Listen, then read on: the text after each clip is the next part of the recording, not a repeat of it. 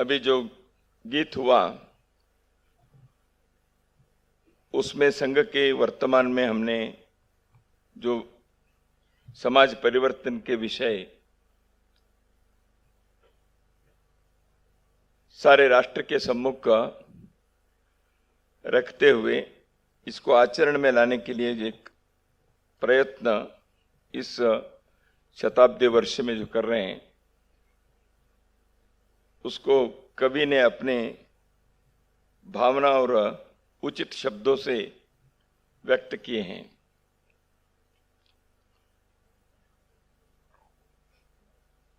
बंधुओं, राष्ट्रीय स्वयंसेवक संघ के शताब्दी वर्ष प्रारंभ होकर लगभग 1 महीने हो गए हैं। संघ के इस यात्रा के संदर्भ में कुछ बातें आपके सम्मुख रखनी हैं। वैसे देखा है तो इस सभागार के अधिक लोगों के लिए यह केवल पुनस्मरण की ही बात होगी ऐसे मुझे लगता है, क्योंकि इंदौर महानगर के और मालवा प्रांत के समाज के लोगों को संघ के परिचय और संघ के स्वयंसेवकों का परिचय, संघ कार्य का परिचय दशकों से अधिक मात्रा में या कुछ कम मात्रा में लेकिन है ही। देश में संघ के कार्य जहां प्रभावी ढंग से व्यापक रूप से विकसित हुआ है उसमें मालवा प्रांत भी एक है, ऐसे आनंद से और गर्व से मैं कह सकता हूं। तो इसलिए आप लोगों के सामने संघ के बारे में कहना कभी कभी लगता है, अंग्रेजी में एक बात है, carrying coal to Newcastle. ऐसे जहां पहाड़ है वहां काय के लिए पत्थर कंकर लेके जाना है। तो इसलिए जानने वाले लोगों के सामने कुछ जानकारी आपको देने की चेष्टा है, ऐसे थोड़ा बहुत लगता है। परंतु संघ के संदर्भ में कई बार ये भी होता है कि संघ को हम कार्यकर्ता या कार्यक्रमों के द्वारा तो जानते हैं, सामान्य परिचय तो रहता है। इसकी बताया कि संघ की यात्रा, ये यात्रा तो 100 वर्ष की यात्रा है। संघ के शताब्दी वर्ष जब प्रारंभ करने के विचार हुआ तो समारोह नहीं करेंगे, सेलिब्रेशन नहीं। ये कोई संघ ने अपने रजत जयंती, स्वर्णिम जयंती, अमृत महोत्सव ऐसे संघ ने नहीं मनाया, क्योंकि समाज का कार्य है। इस समाज के कार्य के लिए संघ ने एक प्रयत्न किया संगठन के रूप के द्वारा। वैसे देखा है तो समाज के लिए संगठन नहीं है, समाज ही संगठित होना चाहिए। तो इसलिए संघ के प्रयास केवल एक संगठन के प्रयास नहीं है, सारा समाज इस दृष्टि से ऊर्जावान होकर, उत्साहित होकर इस विषय को लेकर चलना चाहिए। किसी एक संगठन के काम नहीं है। हाँ, किसी को पहल करना चाहिए। राष्ट्रीय स्वयंसेवक संघ के द्वारा पूजनीय डॉक्टर केशवराव हेडगेवार जी ने 100 वर्ष पहले इसका बीजारोपण किया। तो इसलिए अपने ही समाज के कार्य के लिए इसको जुबिली बनाने के, सेलिब्रेशन करने के कोई विचार नहीं है। लेकिन इस विचार के साथ जो एक जीवन शैली को खड़ा करने के, राष्ट्र की आराधना करने के जो प्रयत्न हुआ, इसके कुछ आयामों को, कुछ मजलों को बताना आवश्यक होगा, सार्थक होगा। इसलिए संघ के कार्यकर्ताओं ने विचार किया कि हम अपने समीक्षा करते हुए समाज के सम्मुख इस हिंदू समाज के संगठन के जो कार्य हैं इस संदर्भ में कुछ विचार आपके सम्मुख रखें। इसलिए पहले सत्र में संघ के इस यात्रा के संदर्भ में और दूसरे सत्र में संघ जिस विचार को लेकर अभी तक इस कार्य को संपन्न करने के लिए लगातार प्रयत्न किया है वह इस देश की आत्मा है, उसका नाम हिंदुत्व ऐसे हम कहते हैं। तो उसके बारे में दूसरे सत्र में विचार करेंगे। संघ की इस यात्रा की जो कहानी है वो रोचक है, संकल्प से सिद्धि तक के हैं। इसमें हर्षोल्लास के, आनंद के, सफलता के क्षण भी आए, संघर्ष के, चुनौती के, संकट के काल भी आए। कार्यकर्ताओं ने समाज जीवन के कार्य करते करते बहुत सारे आयामों को विकसित किया समाज के सहयोग से। संघ के कार्य के संदर्भ में कई प्रकार के संघ के विरोध करने वाले लोग भी समय समय पर इस विषय के विरोध करने के कारण कई प्रकार के संघर्ष हुआ और उसमें त्याग बलिदान भी स्वयंसेवकों ने किया है। तो इसलिए चुनौती रही, शूल भी आया, फूल भी रहा, उतार चढ़ाव होते गया। स्वयंसेवकों के, उनके परिवार के लोगों के अथक अगाध परिश्रम से, समाज के इस कार्य को समर्थन देने वाले लोगों के सहयोग से यह कार्य आज प्रभावी ढंग से देश के राष्ट्र जीवन के केंद्र बिंदु पर पहुंचा है। संघ के इस कार्य के जो सफलता है, यात्रा है, इसमें संघ के वैचारिक अधिष्ठान जो हिंदुत्व है, जिसके बारे में अगले सत्र में हम विचार करेंगे ही।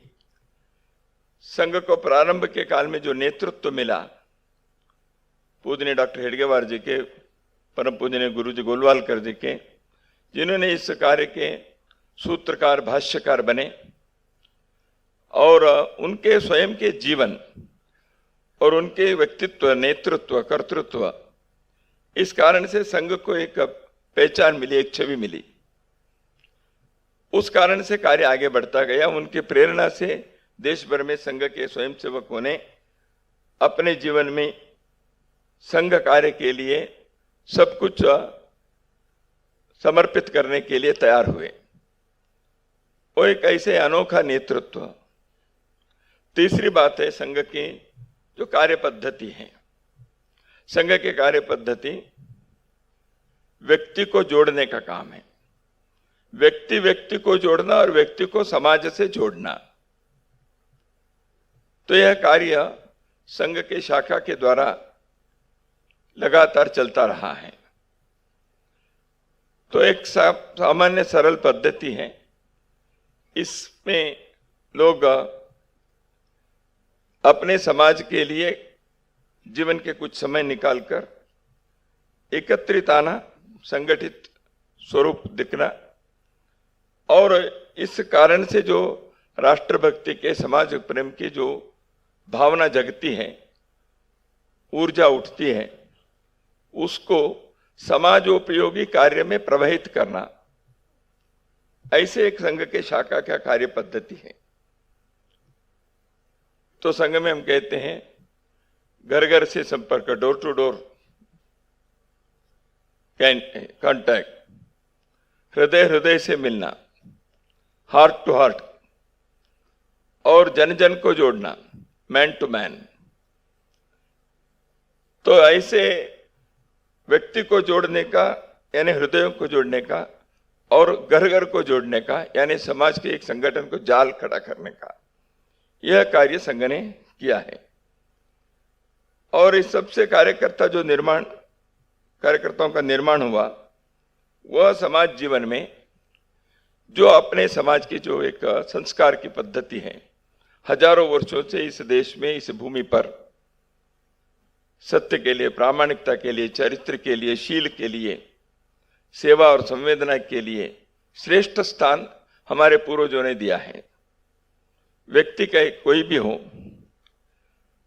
वो कहाँ किसी भी स्थान पर हो, उनके वैयक्तिक जीवन के स्थान और स्तर, सामर्थ्य, क्षमता कुछ भी हो, वो गरीब है, अमीर है, पढ़े लिखा है, अनपढ़ है, ज्ञानवान है या कम बुद्धि के हैं, गांव में रहते हैं, शहर में रहते हैं, बड़े सिंहासन पर बैठे हैं, झोपड़ी में रहता है, कैसे भी हो वह संस्कारित होना चाहिए, यानी चरित्रवान होना चाहिए, प्रामाणिक होना चाहिए, सत्यवचनी होनी चाहिए, सेवाभावी होने चाहिए, अपने घर बार को ठीक से संभालते हुए प्रकृति के साथ संतुलित जीवन करते हुए जीवन को सार्थकता की ओर ले जाने के लिए जीवन में अर्थ काम के आधार पर धर्म को ध्यान में रखते हुए यात्रा करनी चाहिए, जीवन की यात्रा चलानी चाहिए।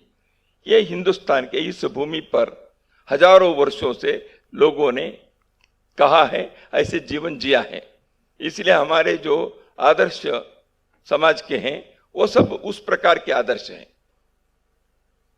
सिद्धार्थ राजकुमार है इसलिए आदर्श नहीं है, वो बुद्ध बना इसलिए आदर्श है। राम अयोध्या के सिंहासन पर बैठा है इसलिए नहीं आदर्श है, राम जी के एक आदर्श है। तो इसलिए धर्म की यह भूमि है, धर्म जीवन में आचरण में आना चाहिए। सत्यम वद धर्मम चर, सत्य बोलना है, धर्म आचरण में लाना चाहिए। धर्म जीवन के हर आयाम में, हर स्तर पे, जीवन के हर चरण में, हर मजल में वह प्रकटित होना चाहिए। तो इसलिए इसको धर्मभूमि कहा है। तो इस देश की भूमि ऐसे रही है, यहाँ के समाज ऐसे रहा है, इसलिए इस भूमि को, इस समाज को, इस राष्ट्र को विश्व में एक स्थान रहा। तो इसलिए ऐसे व्यक्ति के निर्माण करना, गढ़ना, यह कार्य निरंतर होना चाहिए। पूजनीय डॉक्टर हेडगेवार जी ने स्वतंत्रता संग्राम में भाग लिया। आजन्म देशभक्त डॉक्टर केशवराव अपने विद्यार्थी जीवन में कई प्रकार के राष्ट्रभक्ति के और स्वतंत्रता आंदोलन के कई गतिविधियों में वो भाग लिए, स्वयं गतिविधि प्रारंभ भी किए अपने दोस्तों के साथ। उस प्रकार के उनके जो गतिविधियां रही उसकी कई प्रेरक कहानियां हैं। तो बाद में वो कोलकाता में डॉक्टरी पढ़ने के लिए भी गए, तो केवल डॉक्टरी पढ़ने के लिए नहीं गए थे, क्रांतिकारी लोगों के साथ मिलकर देश को मुक्त करने के लिए, क्रांतिकारी मार्ग पर क्या कर सकते हैं इसको समझने के लिए ऐसे लोगों के समुदाय में, समूह में रहने के लिए वो गए और किए भी। वहां अनुशीलन समिति करके जो क्रांतिकारी समिति थी उसके वो सदस्य भी बने। तो अपने डॉक्टरी की परीक्षा पूर्ण करते करते सैकड़ों ऐसे विप्लवकारी क्रांतिकारी लोगों से उनकी दोस्ती बनी, जो जीवन भर उन्होंने उस दोस्ती को निभाया। वो अपने व्यक्तिगत कारण से नहीं, स्वतंत्रता आंदोलन में प्रत्येक व्यक्ति के साथ जो कार्य जो करता है उस विचार के साथ मेरे सहमति है ही कि नहीं है, लेकिन वो देश के लिए काम कर रहा है, इसलिए उनका सहयोग देना यह मेरा राष्ट्र धर्म है। ऐसे डॉक्टर हेडगेवार जी ने अपने जीवन में हर क्षण में, हर आयाम में उन्होंने दर्शाया। तो स्वतंत्रता आंदोलन में वो स्वयं 2 बार जेल के वास में रहे, कारावास में रहे, 1921-22 में और 31-32 में। तो ऐसे स्वतंत्रता आंदोलन में रहते हुए उनके दिमाग में ये विषय आया, भारत ऐसे एक श्रेष्ठ देश, भारत में इतने महापुरुष हुए, इतने श्रेष्ठ ग्रंथों की रचना हुई, वेद, उपनिषद, भागवत, भगवत गीता, कितने पुराण, इतने सब प्रकार के, इतने पंथ संप्रदाय, उनके गुरु, उनके स्थापक, समाज सुधारक, इतने श्रेष्ठ लोग। विश्व के किसी भी समाज गर्व से और गौरव से अपने सिर उठा सकता है, ऐसे लोगों के जन्म दिए हुए यह देश, एक श्रेष्ठ जीवन के आदर्श को यहाँ प्रयोग से, अनुभव से, अध्ययन से खड़ा करने वाले यह देश, यह समाज क्यों मुट्ठी भर लोगों के सामने झुक गया, हार गया, गुलाम बन गया? तो कहीं ना कहीं इसमें हमारी भी कमी है, हमारे कुछ दोष हैं। आने वाले लोग बर्बरता से कार्य किए, आक्रांता, वो संस्कृति से भिन्न प्रकार के जीवन शैली वाले थे, उनके शक्ति थी, उनके पास शस्त्र थे, आधुनिक शस्त्र थे, ये सब हैं। केवल वो शक्तिशाली थे, उनके शस्त्र ज्यादा थे, इस कारण से हम हार गए, या हमारे अंदर भी कुछ कमियां थी? तो डॉक्टर हेडगेवार ने अपने इस चिंतन के आधार पर एक निष्कर्ष पर आए। वह निष्कर्ष यह था कि हमारी कमियां भी हैं। आक्रांता जब आते हैं, उनके सेना से जब जीतते हैं, वो श्रेष्ठ है इसलिए नहीं जीतते। उनकी शारीरिक शस्त्र की शक्ति, संघर्ष करने की उनकी ताकत, या उनकी बर्बरता की जो प्रकार, वो अलग हो सकती है। लेकिन हम एक होकर लड़े नहीं। हम अपने जीवन में कई प्रकार के हजारों वर्षों के अपने सांस्कृतिक श्रेष्ठ आदर्श होने पर भी हमारे अंदर भी कुछ कमियां रही। तो समाज के नाते, राष्ट्र के नाते हम इन दोषों को समय समय पर दूर करने के लिए प्रयत्न करना चाहिए। तो वो एक दिन में नहीं आए। संघर्ष करते करते करते करते सैकड़ों वर्षों में, हजार वर्षों में एक स्थिति पर हम आ गए। हम थक गए।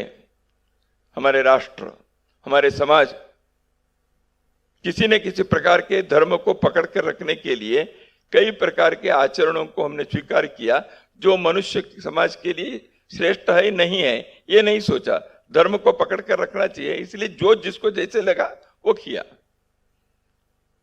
तो इसलिए कई बार धर्म कहने वाली बात भी मनुष्य के विकास के लिए अनुकूल नहीं है, ऐसी बात भी हो गई। वो विरोधाभास है, धर्म ऐसे नहीं होता। परंतु आचरण में हम धर्म को छोड़कर धर्म के बाहर की चीज को पकड़ने के कारण उसके सत्व को, उसकी आत्मा को भूल गए।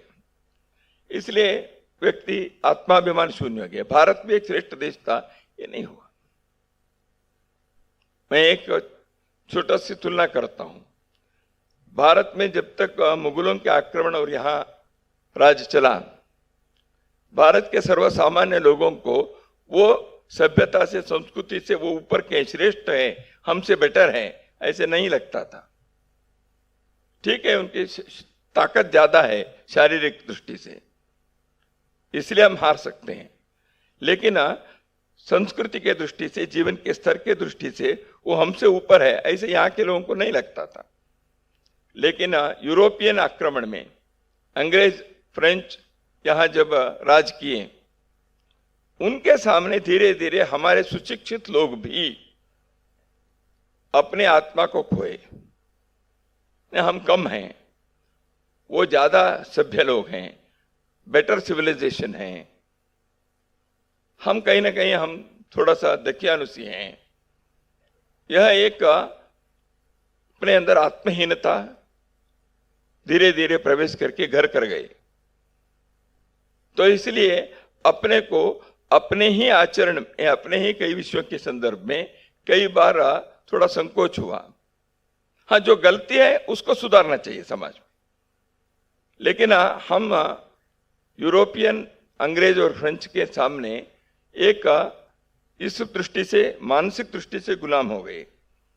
और वो जो आए थे, उन्होंने अपनी मान्यता को, हमारी संस्थाओं को, रचनाओं को उन्होंने ध्वस्त कर दिया।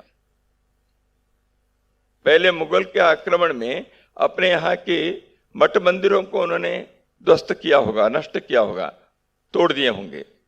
लेकिन इस यूरोपियन राज्य में, अंग्रेज और के राज्य में हमारी मान्यताएं धुंधले हो गए। हमारे गुरुकुल पद्धति चली गई, हमारी पंचायत राज व्यवस्था चली गई। कई प्रकार के ऐसे हमारे जो जीवन की व्यवस्थाएं थी वो चरमरा गई, उसको नष्ट कर दिया उन्होंने। ये सब दकियानुसी है, घृणा है, ऐसे कर दिया। तो धीरे धीरे उन मान्यताओं को, विचार के वैचारिक अधिष्ठान को हम ऊपर एक मानसिक गुलामी में हम आ गए। तो इसलिए एक आत्माभिमान शून्यता यहां घर कर गई। दूसरी बात, एक स्वार्थ प्रवेश किया, आत्म केंद्रित स्वार्थ। डॉक्टर हेडगेवार जी का विश्लेषण है। तीसरी बात है, हम संगठनहीन हो गए। वो पानीपत युद्ध से ही प्रारंभ हुआ, ऐसे कह सकते हैं, उससे पहले तो हम जाति के नाम पर, प्रांत के नाम पर, भाषा के नाम पर अलगाववाद हमारे दिमाग में प्रवेश कर गया। तो कई से हम एक शहर में रहने वाले, एक गांव में रहने वाले लोग भी जाति के कारण और किसी के कारण हम आपस में अलग अलग समूह के लोग हो गए, एक समाज के लोग हैं, यह भावना जागृत होना कम हो गया। तो इसलिए संगठनहीनता, आत्माभिमान शून्यता, स्वार्थ केंद्रित लालसा, इन कारणों से अपने यह प्रिय हिंदू समाज कई प्रकार से यह जो अवस्था में आ गई। तो इसको दूर करने के लिए व्यक्ति निर्माण के और समाज संगठन के एक उद्देश्य को लेकर डॉक्टर हेडगेवार ने राष्ट्रीय स्वयंसेवक संघ का शुभारंभ किया। तो संघ के कार्य एक तरफ मनुष्य के अंदर चरित्र निर्माण, व्यक्ति निर्माण करना, अंग्रेजी में कहना है तो इंडिविजुअल कैरेक्टर, व्यक्ति चारित्र। दूसरा एक राष्ट्रीय चारित्र, एक नेशनल कैरेक्टर, समाज का बोध, राष्ट्र का बोध, राष्ट्र के लिए जीने के लिए मेरे जीवन को कैसे जीना चाहिए, यह राष्ट्रीय चारित्र है। तो एक ही सिक्के के दो पहलू हैं। ये दोनों होने से, व्यक्ति के चारित्र और राष्ट्रीय चारित्र होने से समाज सुरक्षित रहता है, समाज संगठित रहता है। तो इसकी आवश्यकता महसूस किए गए और एक सरल तंत्र शाखा से संगठन करो, सब उससे हो जाएगा। क्योंकि एक दूसरे के मिलने जुलने से और निस्वार्थ भाव से, किसी लालसा से नहीं, तो इकट्ठे आने वाले लोग अपने ऊंच नीच, छुआछूत, अमीर गरीब, पढ़े अनलिख, ऐसे खब भावनाओं से दूर होकर हम देश समाज के लिए इकट्ठे आने वाले हैं, ऐसे कार्य प्रारंभ किया। यह संघ के विचार था। कुटुंब हिंदू को सामाजिक हिंदू बनाना था। हिंदू तो था ही, 30 त्योहार होते थे, विवाह आदि कार्यक्रम पंचांग में पंडित जी ने जो बताया उसी के आधार पर होता था। उन दिनों में भी दीपावली मनाते थे, होली मनाते थे, कुंभ मेला होते थे। तो हिंदू तो थे इस समाज में, परंतु हिंदू को हिंदू के नाते महसूस होना और हम एक संगठित समाज है, यह अनुभव में आना, इसमें कमी थी। तो इसलिए कौटुंबिक हिंदू को सामाजिक हिंदू बनाना आवश्यक था। स्वार्थी हिंदू को सेवाभावी हिंदू बनाना यह आवश्यक था। जातिवादी हिंदू को राष्ट्रवादी हिंदू बनाना, यह विचार और कार्य चला। निष्क्रिय हिंदू को, आलसी हिंदू को सक्रिय और जागृत हिंदू बनाना आवश्यक था। असंगठित हिंदू को संगठित हिंदू बनाना, यह कार्य ले आ गया। इस कारण से राष्ट्रीय स्वयंसेवक संघ के शाखाओं के द्वारा स्वयंसेवकों ने इस कार्य को पहले स्वयं इस प्रशिक्षण में, इस जीवन शैली में गए। लेकिन स्वयंसेवक जैसे जैसे जागृत हुए, संगठित हुए, समाज को भी इसमें अधिकाधिक जोड़ने के लिए आगे बढ़े। तो ऐसे होते एक सामाजिक आयाम भी स्वयंसेवकों ने विकसित किया। तो इसलिए स्वयंसेवकों ने जीवन के प्रत्येक क्षेत्र में समाज के दृष्टि से विचार करके अपने अपने कार्य संगठन प्रारंभ किया। स्वयंसेवकों के पहल से वो संगठन हुए, लेकिन केवल स्वयंसेवक उसमें रहे ऐसे कोई आग्रह नहीं था। समाज में सक्रिय होकर राष्ट्र के निर्माण के लिए कार्य करने वाले लोग आगे बढ़े, यह हुआ। तो इसलिए संघ की यात्रा में डॉक्टर जी के जीवन के 1925 से 1940 तक 15 वर्ष डॉक्टर हेडगेवार जी ने स्वयं देश के कई स्थानों पर प्रवास करते हुए संघ के मूल मंत्र को सिखाया। उन्होंने संगठन करना यानी क्या है, हम क्यों कर रहे हैं। उन्हीं दिनों में संघ के प्रतिज्ञा, संघ के प्रार्थनाएं, संघ की शाखा के पद्धति, ये सब विकसित हो गई। स्वयं डॉक्टर जी ने एक एक बारीकी से, एक एक पहलू पर, एक एक आयाम पर उन्होंने ध्यान दिया। कार्यकर्ताओं को उस प्रकार सिखाया उन्होंने। संघ में प्रचारक पद्धति प्रारंभ की। संघ चालक क्या है, कार्यकारिणी क्या है, ऐसे संघ के एक स्ट्रक्चर को उन्होंने खड़ा करने के प्रयत्न किया। डॉक्टर हेडगेवार संगठन शास्त्र के एक श्रेष्ठ ज्ञाता हैं। कई बार एक एक विषय के लिए सामान्यतः हम इतिहास में बड़े बड़े विभूति पुरुषों के नाम जुड़ते हैं। कर्ण क्या है, दानशूर है। राम जी क्या है, मर्यादा पुरुषोत्तम है। हनुमान जी स्वामी भक्त हैं। भीम पराक्रमी हैं। ऐसे कई महापुरुषों के संदर्भ में एक उनके गुण के साथ वो व्यक्तित्व ध्यान में आता है। जैसे डॉक्टर हेडगेवार जी के बारे में कहना है तो संगठन शास्त्र के ज्ञाता है। संगठन करना ये केवल स्ट्रक्चर से नहीं होता है, मनुष्य के मानसिकता को, साइकोलॉजी को, माइंडसेट को समझना पड़ता है। डॉक्टर हेडगेवार इसमें सिद्धहस्त थे। तो इसलिए उन्होंने समाज के दोष को भी समझा, व्यक्ति की मानसिकता को भी उन्होंने समझा। इसलिए केशवाष्टक करके जो संघ के संस्थापक के बारे में जो गीत है संस्कृत में, उसमें ये कहा गया है, यो डॉक्टरेति भिषजाम पदमा दधानो विज्ञातवान भरत भूमि रुजान निदानम संघौषधम समुदपादि नवंचयेन तम केशवम मुहुरहम मनसा स्मरामि। जो डॉक्टर के नाते जिनके प्रशिक्षण हुआ है, वो भरत भूमि के बीमारी क्या है इसको उन्होंने पहचाना और उस बीमारी को संघ औषध को उन्होंने दिया। वो औषध संघ औषध कहलाता है, ऐसे कवि ने लिखा है। तो इसलिए व्यक्ति को समझना, समाज को समझना और संगठन के शास्त्र को विकसित करना, यह डॉक्टर हेडगेवार जी ने की है। इसलिए समाज से चंदा धन लेकर संघ को आगे नहीं बढ़ाया, समाज के सहयोग आशीर्वाद मिला। तो महामना मालवीय जी उनके पास आए, तो मिले दोनों। महामना मालवीय जी ने कहा, आप बहुत अच्छे काम कर रहे हैं, तो आपके लिए कुछ धन की आवश्यकता होती होगी, तो हम क्या करें इसके लिए? नहीं, धन तो छोड़िए, आप हमारे साथ रहिए। इन्हें मनुष्य को जोड़ना है, धन के मांग नहीं करना। गुरु कौन है तय किया, एक व्यक्ति नहीं है, भगवध्वज है।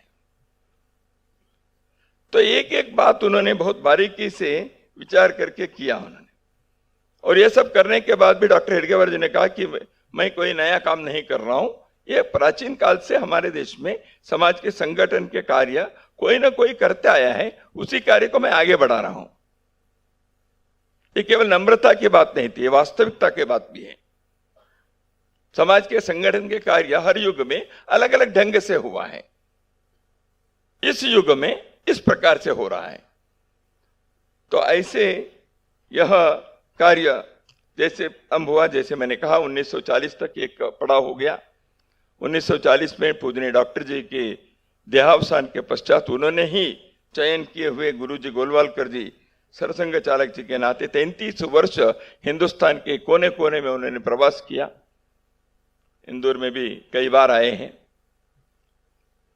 तो ऐसे लगभग 65-70 बार भारत भ्रमण करने वाले गुरुजी गोलवालकर एक ऋषितुल्य व्यक्तित्व थे। उन्होंने संघ के वैचारिक अधिष्ठान को भाष्य दिया। उस समय देश में और दुनिया में समाजवाद के, सेक्युलरिज्म के बहुत सारे बोलबाला चलता था। हिंदू राष्ट्र क्या होता है, हिंदू क्या होता है, ये सारे विषय चलते थे सार्वजनिक जीवन में, वैचारिक जगत में, राजनीतिक क्षेत्र में। उस समय पूजनीय डॉक्टर गुरुजी ने एक वैचारिक स्पष्टता के लिए उन्होंने विचार रखा और दूसरी ओर संगठन में लगे हुए कार्यकर्ताओं को एक प्रेरक व्यक्तित्व के प्रेरणा देकर उनको इस कार्य के लिए जीवन देने के लिए प्रेरणा भी दी। संगठन शास्त्र को भी समझा और वैचारिक का स्पष्टता भी समाज के सामने उन्होंने रखा। विस्तार से कहने के लिए अभी समय नहीं है, इसलिए मैं उतना ही कहूंगा। एक समग्र भारत का भ्रमण करने वाले श्री गुरु जी ने उस समय समाज के बहुत सारे प्रमुखों से, धार्मिक क्षेत्र के, राजनीतिक क्षेत्र के, साहित्य के, संस्कृति के क्षेत्र के, उद्योग के क्षेत्र के कई हस्तियों से उन्होंने चर्चा की। तो इस प्रकार गुरुजी एक अलौकिक अनोखे व्यक्तित्व और नेतृत्व के कारण संगठन के कार्य को आगे बढ़ाया।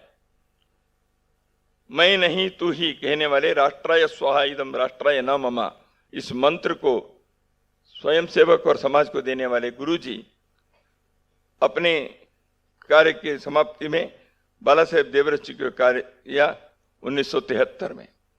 लगभग 1975 तक संघ के एक दूसरे पड़ाव है। जिस समय 1940 से 35 वर्षों तक संघ के कार्य के स्वयंसेवकों ने, देश विभाजन भी हुआ, देश स्वतंत्र भी हो गया, एक अल्लोल कल्लोल चल रहा था। उस समय पाकिस्तान जब निर्माण हुआ, वहां के हिंदू समाज के लोगों के जिस प्रकार के संकट में, चुनौती में रहे, जैसे उनकी हालत थी, उसमें एक एक व्यक्ति की रक्षा के लिए संघ के स्वयंसेवकों ने जो कार्य किया वह स्वर्णिम अक्षर में इस देश के इतिहास में लिखा जाएगा। ऐसी स्थिति थी क्योंकि उन्होंने सैकड़ों परिवारों को बचाया, केवल राष्ट्र प्रेम के कारण, केवल अपने समाज के व्यक्ति जो संकट में हैं उनके लिए मुझे यह कार्य करना चाहिए, इस भाव के कारण संघ के संघ स्थान पर इस भाव को उन्होंने जीवन दिए, उसको सक्रियता से बनाए रखा। It was not just an emotion, it was an action oriented feeling. तो इसलिए करना संभव हुआ। वही कार्य स्वयंसेवक सामाजिक दृष्टि से यदि देखें तो कोई भी किसी प्रकार की आपदा आती है, दैवीय आपदा आती है, भूकंप के, बाढ़ के, अकाल के, तो उस समय वो दौड़ते हैं। भावना वही है, क्रिया अलग अलग हो सकती है। तो इस प्रकार के कार्य करते करते समाज के विभिन्न संगठनों को भी प्रारंभ किया, एक व्यवस्था परिवर्तन के कार्य। अंग्रेजों के जमाने में इस देश के शिक्षा के, आर्थिक क्षेत्र के, उद्योग के कई क्षेत्रों में जो एक धुंधला सा हो गया है, भारत मूल के चिंतन के आधार पर समाज जीवन को पुनर्निर्मित करना, राष्ट्र जीवन को पुनः कड़ा करना, इसके लिए भारत के मूल विचार के आधार पर आधुनिकता को ध्यान में रखते हुए समाज जीवन में एक व्यवस्था परिवर्तन करना चाहिए, सिस्टमिक चेंज। वो केवल सरकार की व्यवस्था से नहीं होती, संविधान और सरकार के होना एक प्रमुख बात है, होना भी चाहिए, लेकिन समाज में भी बहुत सारे ऐसे। इस दृष्टि से स्वयंसेवकों ने राष्ट्रीय पुनर्निर्माण के यह कार्य हिंदुत्व के, राष्ट्रीयता के, सांस्कृतिक राष्ट्रवाद के, भारत की संस्कृति और सभ्यता के जीवन मूल्यों के तत्वों के आधार पर करने के लिए प्रत्येक क्षेत्र में कार्य किया। इसके लिए मार्गदर्शन श्री गुरुजी गोलवलकर जी ने 33 वर्षों तक दिया। 1974-75 में देश में आपातकाल आया और उसके पश्चात आपातकाल में उस संघर्ष में संघ के ऊपर दूसरी बार पाबंदी आई। पहली पाबंदी तो गांधी जी की हत्या के बाद एक मिथ्या आरोप लगाकर किया था, आज तक वो सिद्ध तो हुआ नहीं है, तो इसलिए उस समय की सरकार ने वापस भी लिया संघ के ऊपर के पाबंदी को। इतने नहीं, 1963 में चीन के आक्रमण के तुरंत बाद दिल्ली में हुए परेड में जिस प्रधानमंत्री ने संघ के ऊपर बैन लगाने के लिए भी आग्रह किया था, उन्होंने ही ये देशभक्त लोग हैं ऐसे परेड में भाग लेने के लिए भी निमंत्रण दिया। तो परिस्थिति क्या है समझ में आ गए। तो उसके पश्चात 1965 में युद्ध हुए। स्वयंसेवकों ने अपने आदत और स्वभाव और राष्ट्र प्रेम के चलते उस युद्ध के समय में भी कई प्रकार के राष्ट्रीय कर्तव्य निभाने के लिए आगे आए। तो तीसरे पड़ाव जो है वो आपातकाल के बाद के। आपातकाल में लोकतंत्र के संघर्ष जो हुआ, लोकतंत्र के बचाने के, उसमें स्वयंसेवकों ने कार्य किया, समाज को जागृत किया। उन 20 महीनों के अंदर स्वयंसेवकों ने अपार कष्ट अनुभव किए, अवर्णनीय हैं। आपातकालीन संघर्ष गाथा पुस्तक में इसके विवरण मिलते हैं। लेकिन समाज भी जागृत हुआ था। जो स्वयंसेवक नहीं है लेकिन लोकतंत्र के रक्षक हैं, भारत के प्रेमी हैं, ऐसे बहुत सारे हस्तियां संघ के इस कार्य के साथ जुड़े रहे या उनके साथ सहयोग देने के लिए संघ जुड़ा रहा। ऐसे एक राष्ट्र के अंदर एक पुनर्जागरण के कार्य करते करते इमरजेंसी हट गई। उसके पश्चात नए अवस्था में देश के अंदर हिंदुत्व के जागरण के बहुत कार्य हुए। एकात्मता यज्ञ भारत में उत्तर से दक्षिण, पूर्व से पश्चिम तक गंगा जी भारत माता गौ के यात्रा करने के एक कार्य प्रारंभ किया। मीनाक्षीपुरम में गांव के गांव धर्मांतरित होकर हिंदू धर्म को छोड़कर चले गए थे, या चलने के लिए उनको बाध्य किया था। तो समाज जागृत हुआ। संघ के नहीं, लेकिन समाज के बहुत सारे लोग हिंदू समाज के इस अवस्था को ठीक करने के लिए, नेतृत्व करने के लिए सामने आए। बहुत सारे साधु संत आए, समाज पुरुष आए, डॉक्टर करण सिंह जी जैसे लोग भी आए, जो संघ के स्वयंसेवक नहीं थे, लेकिन संघ और ऐसे लोग मिलकर राष्ट्रीय एकात्मता यज्ञ के विचार हुआ। उसके पश्चात राम जन्मभूमि आंदोलन और स्वदेशी आंदोलन हुए। देश को जागृत करने के, देश की कुंडलिनी शक्ति को जागृत करने के, समाज के अंतःसत्व को जागृत करने के, राष्ट्रीय पहचान को, राष्ट्रीय अस्मिता को यहाँ लोग अनुभव करें, इस दृष्टि से एक तरफ स्वदेशी आंदोलन, एक तरफ राम जन्मभूमि आंदोलन, ये सब हुए। वह भारत को, अपनी आत्मा को फिर से एक बार अनुभव करने के कालखंड था। तो इसलिए इसमें स्वाभाविक रूप से संघ के स्वयंसेवक अगुवाई की, कई प्रकार के आयामों में इस कार्य को संपन्न किया। ये सब करते हुए भी संघ के स्वयंसेवक निर्माण के, शाखा के विस्तार के, जो मूल में मैंने कहा एक व्यक्ति निर्माण के कार्य, इसमें कभी संघ ने उस दृष्टि से हटे नहीं है, उसको कभी नजरअंदाज नहीं किया। इसलिए दूर के असम के मणिपुर क्षेत्र तक संघ के कार्य फैलता गया।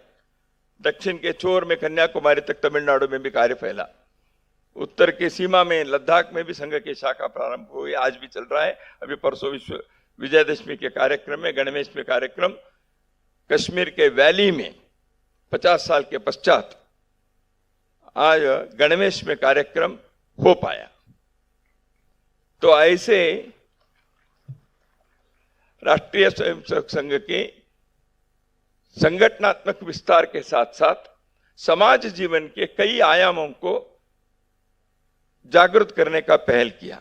वो विवेकानंद केंद्र, विवेकानंद स्मारक निर्माण करने का कार्य होगा दक्षिण के कश्मीर में, या अयोध्या में मंदिर खड़ा करने का होगा, या एकल अभियान के द्वारा दूर दराज के क्षेत्र में शिक्षा के प्रसार करने के लिए जनजाति क्षेत्र में कार्य करने का होगा।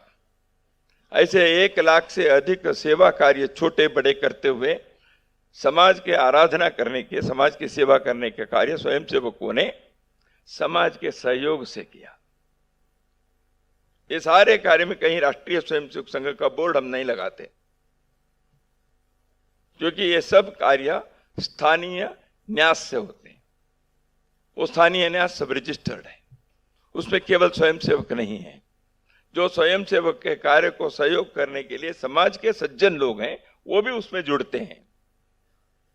इसलिए समाज के सहयोग और सहभागिता से 1 लाख से अधिक सेवा कार्य चलते हैं। विद्या भारती के स्कूल चलते हैं, बाल संस्कार केंद्र चलता है सेवा बस्ती में, अस्पताल चलते हैं, एकल अभियान के विद्यालय चलते हैं, आरोग्य मित्र योजना चलती है। तो ऐसे भिन्न भिन्न प्रकार के जो कार्य चल रहे हैं, यह इस आयाम को हम इस दौरान प्रारंभ किए। अभी जो कार्य चल रहा है उसमें राष्ट्रीय स्वयंसेवक संघ समाज के सज्जन शक्ति के आधार पर समाज परिवर्तन की दृष्टि से 1990 के 95 के पश्चात कई आयाम प्रारंभ किए। समाज की रक्षा, हिंदू समाज में मतांतरण के एक बहुत बड़ा प्रश्न दशकों से है। आर्य समाज ने शुद्धिकरण का कार्य हाथ में लिया, मसूर आश्रम ने एक कार्यक्रम लिया, परावर्तन कार्य कई लोगों ने किया। ये सब काम अपने अपने दायरे में होते रहे हैं, कम बेसी उसके प्रभाव भी रहे हैं, अच्छा भी है, लेकिन इसकी व्यापकता होने चाहिए और इसके प्रभाव बढ़ना चाहिए, क्योंकि आज समाज में उसकी आवश्यकता अधिक है। इसे सोचकर 20 साल पहले धर्म जागरण के इस कार्य को स्वयंसेवकों ने लेकर इन सबके समन्वय करते हुए हिंदू समाज की रक्षा के लिए मतांतरण रोकने के कार्य कैसे करें, ये स्वयंसेवक कर रहे हैं। ग्राम विकास के एक आयाम है, ग्राम विकास बहुत लोग कर रहे हैं, लेकिन उन सब में एक भारतीयता को, स्वदेशी को, देशी भावना को रखकर करना है। केवल गांव में शहर के कुछ सुविधाएं उपलब्ध कराना यहां तक सीमित नहीं है। अपने ग्रामीण समाज को, अपने ग्रामीण समाज के जो स्वत्व है उसके आधार पर आधुनिक काल के विकसित मापदंड के आधार पर करना चाहिए। इसलिए संस्कृति के जड़ों को न खोते हुए ग्राम को ग्राम बनाए रखना, ग्राम को छोटे शहर बनाना चाहिए ऐसे नहीं, लेकिन ग्राम विकास के क्या मापदंड होना चाहिए, ऐसे ग्राम विकास है, गौ सेवा है, सामाजिक समरसता के विषय, परिवार प्रबोधन के विषय, पर्यावरण के संरक्षण संवर्धन के विषय, इन विषयों को संगठन के द्वारा नहीं, समाज में जो कार्य चल रहा है उन सब के समन्वय करते हुए, स्वयंसेवक पहल करते हुए नए स्थानों पर भी इसको प्रारंभ करना, समाज के सज्जन शक्ति को इसमें जोड़ना है। यह कार्य पिछले 20 वर्षों में संघ के कार्यकर्ता गतिविधि के रूप में कर रहे हैं। एक कार्य था व्यवस्था परिवर्तन के, जिसमें संगठन के रूप में संघ के स्वयंसेवकों ने विद्यार्थी क्षेत्र में, मजदूर क्षेत्र में, किसान के क्षेत्र में, राजनीति के क्षेत्र में, शिक्षा के क्षेत्र में संगठन खड़ा किए। तो इसकी एक रचना है, वह एक व्यवस्था परिवर्तन के कार्य कर रहा है। लेकिन समाज परिवर्तन के लिए कोई संगठन के मार्फत ही होना चाहिए, उसकी आवश्यकता नहीं, क्योंकि समाज बहुत विशाल है, एक संगठन के इसमें हम जोड़ नहीं सकते। तो इसलिए करने वाले प्रकार भी अनेकों होते हैं, क्योंकि भारत विविधतापूर्ण देश है। मध्य प्रदेश में सोचने वाले ग्राम विकास के या कुटुंब के शैली असम में उसी प्रकार नहीं हो सकता, लेकिन उसके मूल के तत्व जो है, आधार जो है, उसके बेसिक्स जो है वो समान हो सकते हैं। उसके प्रकटीकरण जो है, उसके डिटेल्स बारीकी से जो है वो भिन्न भिन्न हो सकते हैं। इसको ध्यान में रखकर ग्राम विकास के, गौ सेवा के, कुटुंब प्रबोधन के कार्य करना पड़ेगा। इसलिए एक संगठन के कार्य नहीं है, इसलिए फोर्स मल्टीप्लिकेशन ऐसे अंग्रेजी में कहते हैं।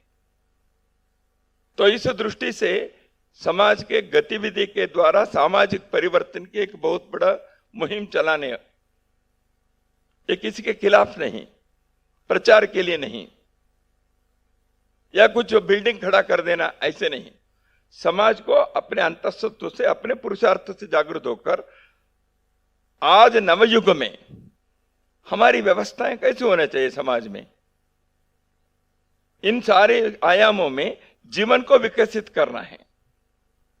समाज को बांध कर भी रखना है, लेकिन समाज के प्रतिभाएं, समाज के अनुभव, इसके लिए नए नए क्षितिज खुलने चाहिए।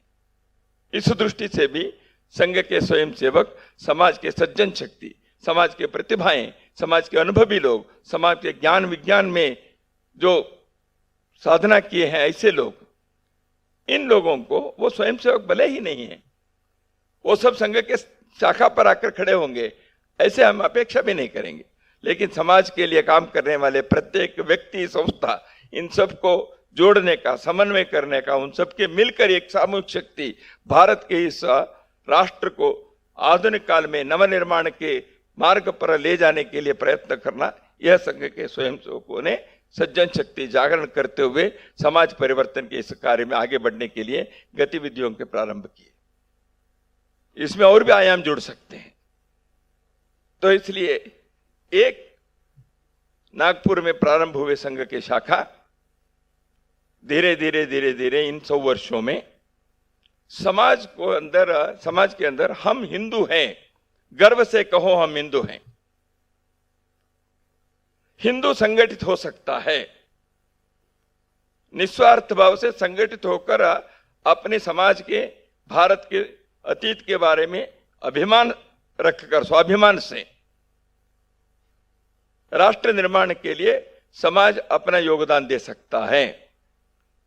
राष्ट्र निर्माण करने के लिए केवल राजनीतिक क्षेत्र के अकेला नहीं है, जीवन के हर क्षेत्र में हम सार्थक काम कर सकते हैं।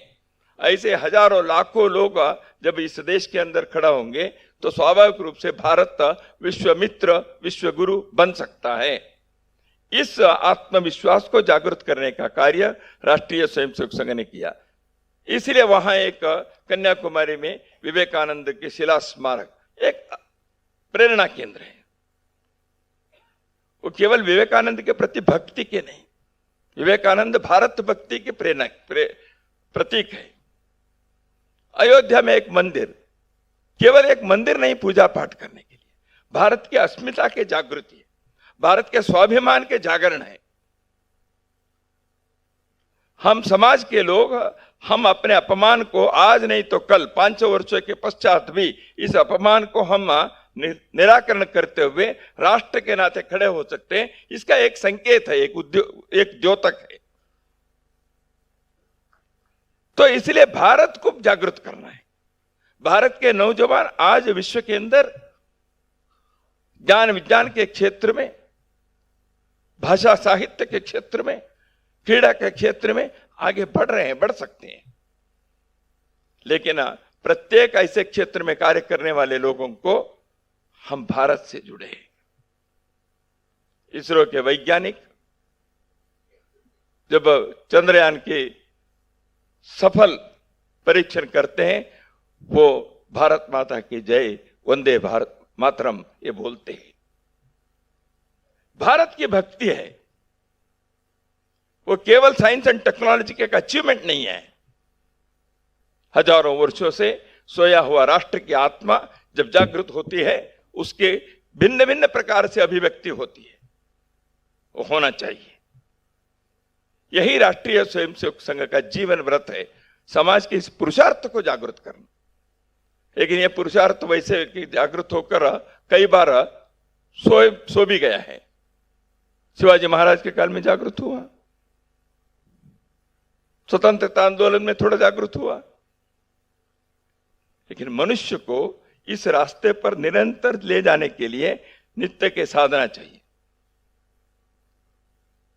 तो इसलिए संघ के शाखा के द्वारा समाज के एक निश्चित अनुपात में ऐसे स्वयंसेवक जो समाज के लिए जब चाहे दौड़ेंगे, किसी भी प्रकार के प्रतिफल की आकांक्षा नहीं रखेंगे, अपने मान अपमान के बारे में नहीं सोचेंगे, समाज के लिए जिएंगे, आवश्यक है तो मरेंगे, ऐसे लोगों को तैयार करना, ताकि उसके कारण समाज में एक आत्मविश्वास जागृत होता है। तो इसके लिए साधना है। तो इस साधना को संघ ने किया है, और संघ के कार्य पद्धति में इसलिए व्यक्ति बड़ा नहीं है, ध्येय बड़ा है। इसलिए संघ में व्यक्ति निष्ठा नहीं, ध्येय निष्ठा है। व्यक्ति निर्माण के कार्य हम करते हैं, लेकिन वह निर्माण कैसे, उसका विकास क्या है? आत्मनो मोक्षार्थम जगत हिताय च, आत्मा के मोक्ष के लिए और जगत के हित के लिए। यह व्यक्ति के स्तर पर भी है, एक समाज और राष्ट्र के स्तर पर भी है। समाज और राष्ट्र के उद्धार केवल अपने लिए नहीं। महर्षि अरबिंदो ने भारत के संदर्भ में यही कहा था, भारत उठेगा, भारत जगेगा, भारत खड़ा होगा। भारत के यह उत्थान दूसरे देशों को कुचलने के लिए नहीं, अपने अहंकार के लिए नहीं, अपने अधिपत्य को स्थापना करने के लिए नहीं। भारत उठेगा, भारत जगेगा, विश्व में दीपस्तंभ बनकर सब सर्वदूर अध्यात्म के, सेवा के, साधना के प्रकाश देने के लिए भारत उठेगा। यह महर्षि अरबिंदो के कथन है। तो इसलिए भारत को उठना यानी ये सब होना चाहिए। तो इसलिए प्रत्येक क्षेत्र में ऐसे एक देश समाज के बारे में सोचने वाले ऐसे चरित्र निर्माण करना, एक कार्य करते समय हमारे विरोधी कोई नहीं, सर्वेशाम अविरोधी न। संघ के विरोध करने वाले लोग हैं, संघ कहीं किसी के दुश्मन नहीं है। सर्वेशाम अविरोधी न। सम आर टुडे स्वयंसेवक, सम विल बिकम टुमारो स्वयंसेवक। संघ की धारणा यह है। यह करते समय स्वयं हम करें और फिर भगवान से मांगे। उद्यमम साहसम धैर्यम बुद्धि शक्ति पराक्रम षडेते यत्र वर्तन्ते तत्र दैव सहायकृत। अंग्रेजी में एक बात है, God helps those who help themselves. तो इसलिए हम अपने स्वयं के पैरों पर खड़े होने के लिए समाज के अंदर इस भावना को जागृत करना, वो कर्म में परिवर्तित हो, केवल भावना तक सीमित न रहे। वो कर्म केवल 1-2 दिन के लिए ना रहे, सतत चले। और सतत चलते समय कई प्रकार के उतार चढ़ाव होते हैं, उस समय डट कर रहें। और डट कर रहना अकेले के नहीं हो सकता है, इसलिए सामूहिकता से रहे, एक दूसरे के सहयोग से, संभाल से, संवारने से रहे। यह संघ के कार्य की शैली है, तो इस शैली को चलाए हैं। तो इसलिए इस पुरुषार्थ को जगाने का यह कार्य करते हुए समस्या को बताते हुए नहीं रहना है। समस्या को बताते बताते रोने वाले लोगों को तैयार नहीं करना है। यह समस्या है, इसे सरकार करे, ऐसे दूसरों की ओर केवल देखना। साथ सरकारों को कर रहे हैं, एक लोकतंत्र की व्यवस्था है, होना चाहिए, लेकिन केवल वो नहीं। समस्या के निराकरण के रास्ता क्या है, तो इस समाधान के लिए हम क्या कर सकते हैं, समाज क्या कर सकता है, समाज के अनुभव क्या है, प्रतिभा क्या है, समाज की कर्मशीलता क्या है। इसलिए समस्या के समाधान करने के संघ की एक शैली केवल शासन आधारित समाज को निर्माण नहीं करना। एक स्वायत्त समाज शासन के बल पर केवल नहीं, अपने आत्मबल पर, अपने पुरुषार्थ पर आगे बढ़े।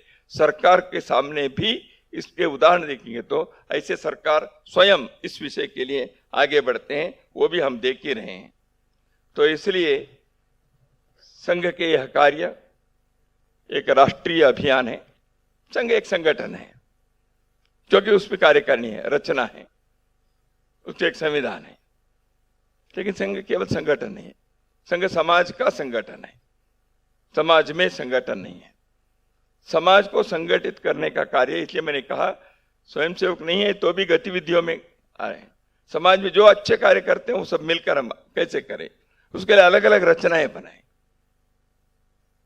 तो इसलिए समाज को संगठित करना यह संघ का कार्य है। और तीसरा, इसके साथ साथ समाज में समाधान ढूंढने के जो काम है वह अपने को करना है, केवल दूसरों पर निर्भर नहीं रहना है। और यह सब करते हुए अपने जीवन में, अपने व्यक्ति के जीवन में उदाहरण प्रस्तुत करना है। उपदेश देने वाले लोग बहुत हो सकते हैं, अपने जीवन के उदाहरण से जब प्रस्तुत होता है तब उस पर विश्वास आता है। तो ऐसे संघ की यह यात्रा आज तक चली है, राष्ट्राय स्वाहा इदम राष्ट्राय न मम, इस भावना से।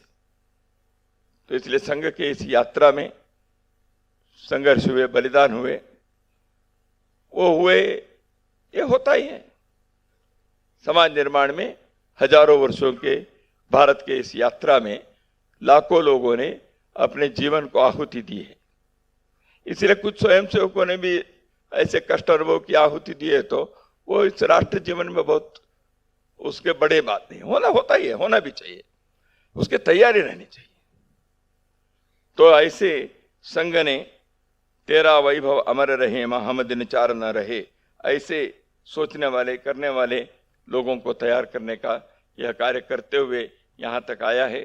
संघ के इस यात्रा में शताब्दी वर्ष के इस अवसर पर पंच परिवर्तन की जो बात यहाँ उल्लेख हुआ, उसको लेकर समाज के परिवर्तन के अगला चरण हम अपने जीवन में सफलतापूर्वक देख सकें, यही संकल्प लेकर चलना है, यही संघ की भावना है, उसी के लिए सारी साधना है। नमस्कार।